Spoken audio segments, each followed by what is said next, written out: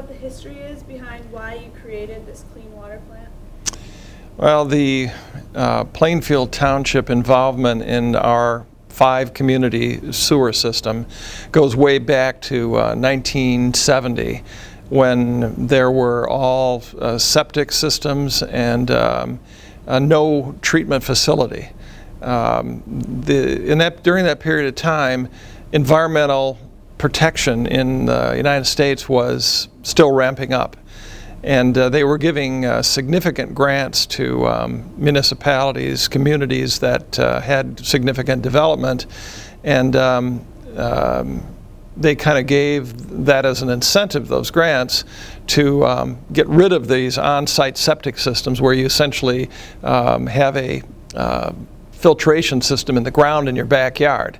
So it goes back that far when the federal government gave 80% grants and the state gave another 10%. So the local community essentially spent 10% of what it cost to get sewer into their cities and towns and villages. At the time, since there was no sanitary sewer system in Plainfield Township and some of these outlying townships like Alpine and Cannon and Cortland, it was a brand new thing. But that was the wave of the future back in 1969 or whenever it was. And so we took advantage of that. Now that was way before my time, but that's the genesis of wastewater treatment in our communities. They had to figure out, what are you going to do with it? I mean, once you collect it and it goes into the pipes, where are you going to send it to be treated? Well, Grand Rapids had a substantial wastewater treatment system in down on Market Street, where the river, where the creeks and the pipes empty into the river. And they said, oh sure, we've got plenty of capacity, why don't you pipe it to Grand Rapids and we'll treat it and charge you for it, but you don't have to build your own plant. So that's where this all started. The communities of Rockford and the Alpine Township and Plainfield Township boards agreed that they would combine their sewer systems and send it to Grand Rapids for treatment. But they didn't have the staff or the capabilities to do that on their own, so they made an agreement with the Kent County Department of Public Works that they would not only finance and build the system, the county, but their staff would be the people who made sure the system was operating properly and that all that sewage got to Grand Rapids system so it could be treated.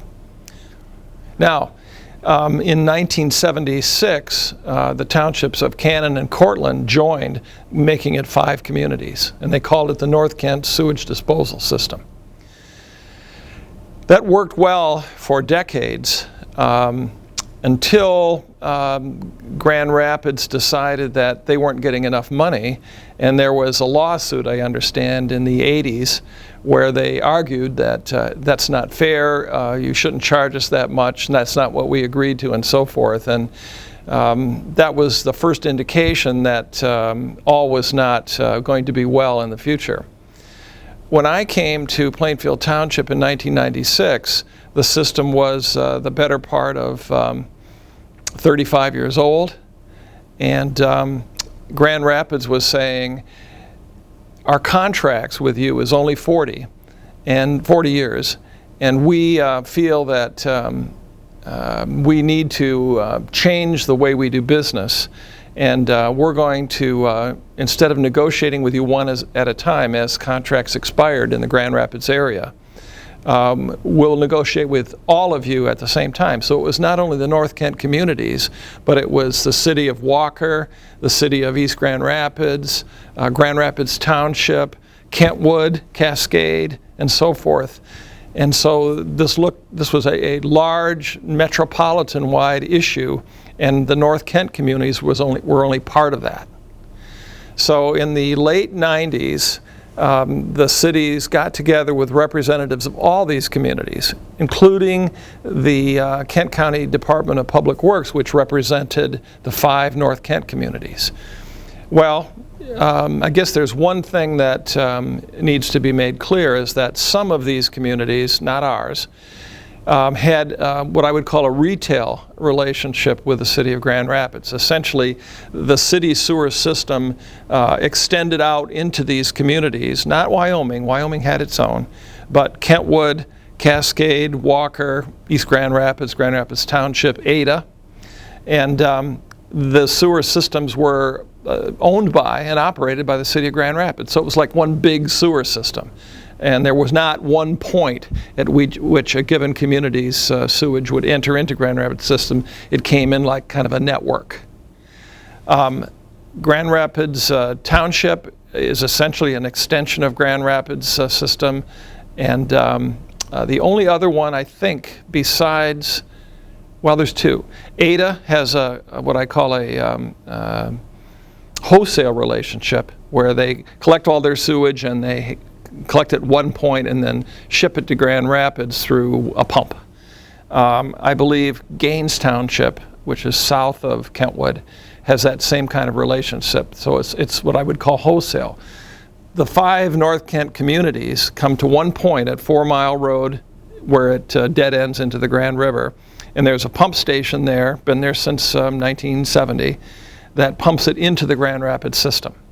So we were essentially paying a wholesale rate to Grand Rapids. In other words, here's all of our sewage, millions of gallons per day, and we're going to pay you X number of dollars per million gallons to treat this stuff.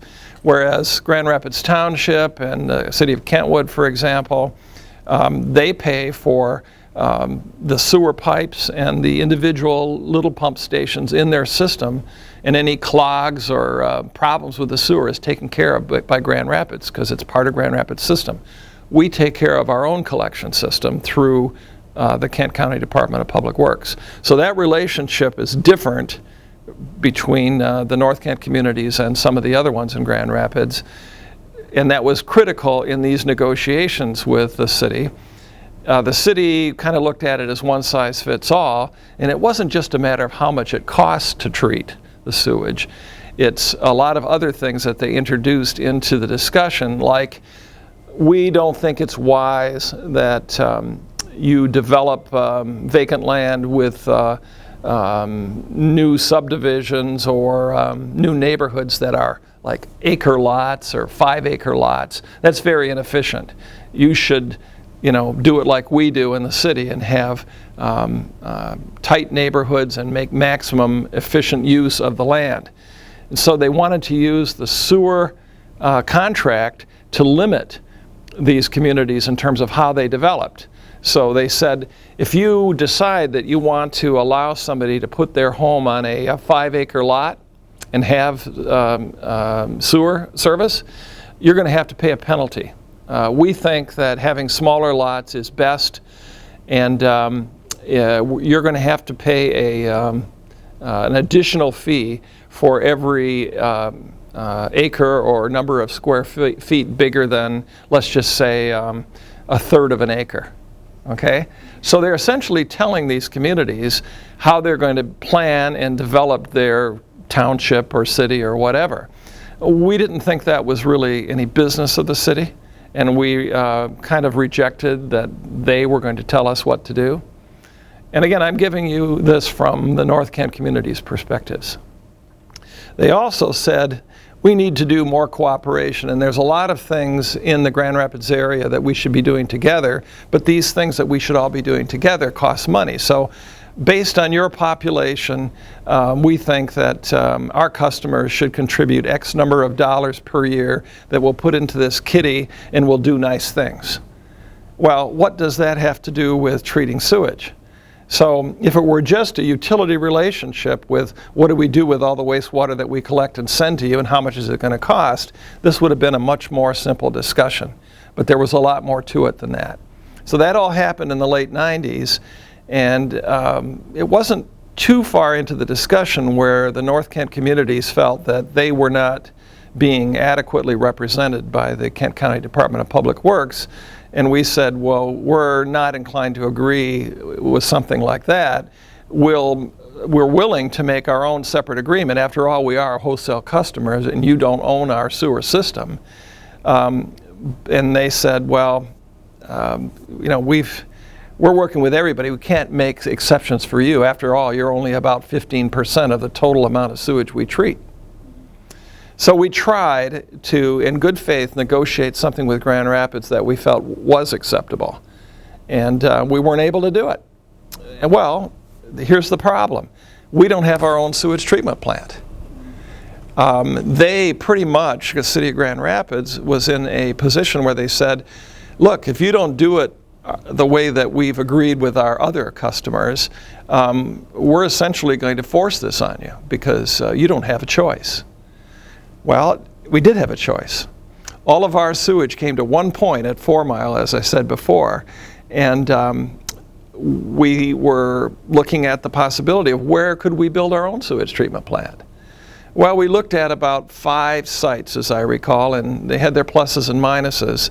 Some were available, I guess if we could pay the right price, but they had some negatives to them. Like one, for example, was in the city of Walker. Well, Walker's a customer of Grand Rapids, and that might be dicey to locate a plant in a community that we didn't have control of, so to speak. So we found this site on Coit Avenue. It's in the Grand River floodplain area, which is a substantial swath of land that's low-lying next to the river. All rivers have those. But it was just north of Northview School Complex off of Hunsberger, and it was farmed. It was so low that you couldn't really build housing or commercial buildings on it or anything like that. So it was being farmed, and there was an old gentleman by the name of Jake Verhey, and he owned many acres, and he had farmed it all his life. The guy was in his 90s at the time. So I remember as we were looking for sites, and we were focusing on this one, we were invited to Mr. Verhey's old farmhouse, and there he was, and he had his niece there representing his interest because he had had a stroke. He still had it all together in his mind, but he had all these issues that were complications, but he was a tough old bird.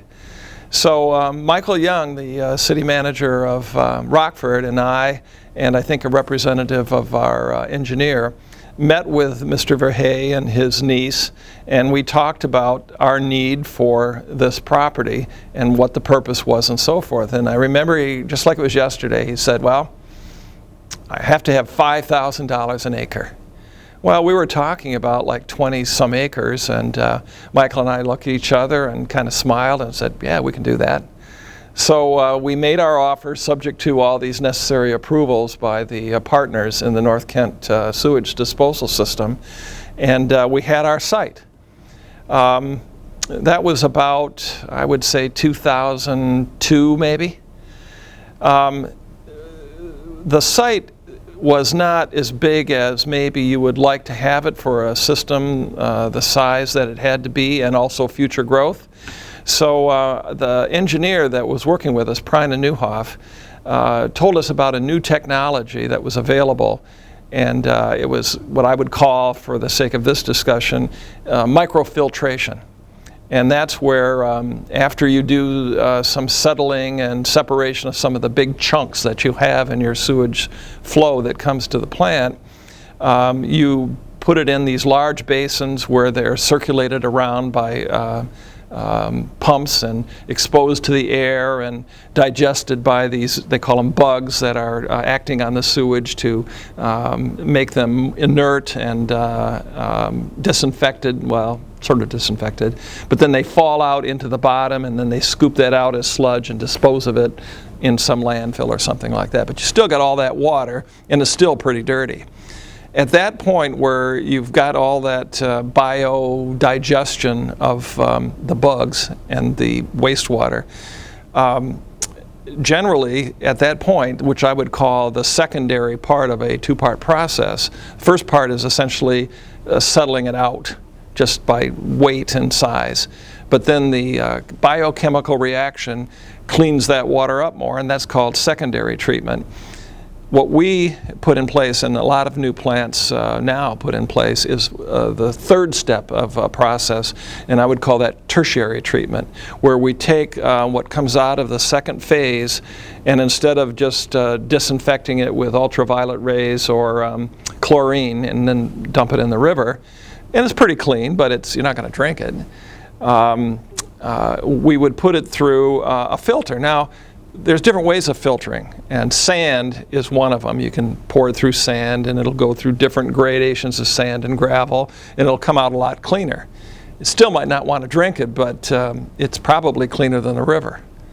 So this new technology that our engineer told us about, this microfiltration, is being used and has been used in the production of water treatment for drinking water. They take water out of the river or the lake and they run it through these microfilters, which they look like spaghetti strings, or maybe even a violin string. They're a little thicker than that, but they're like a straw, and they're maybe 48 6 feet high, and they're in bunches, cassettes and then modules, and there's like millions of them. I think there's like 22 million fibers in this plant. And it will filter out poliovirus, right? And so that's quite remarkable.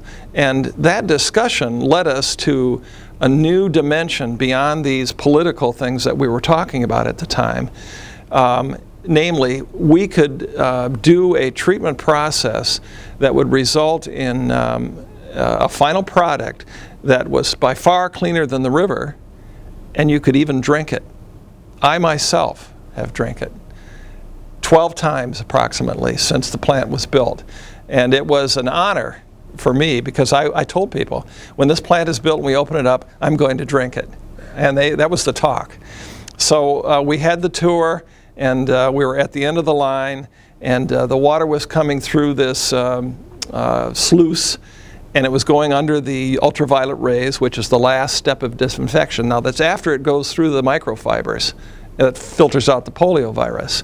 So they were saying, yes, we have to disinfect it with ultraviolet rays, but we think that the effluent is so clean that we don't even need to do that. Well, they were on at the time. I mean, it's like making doubly sure.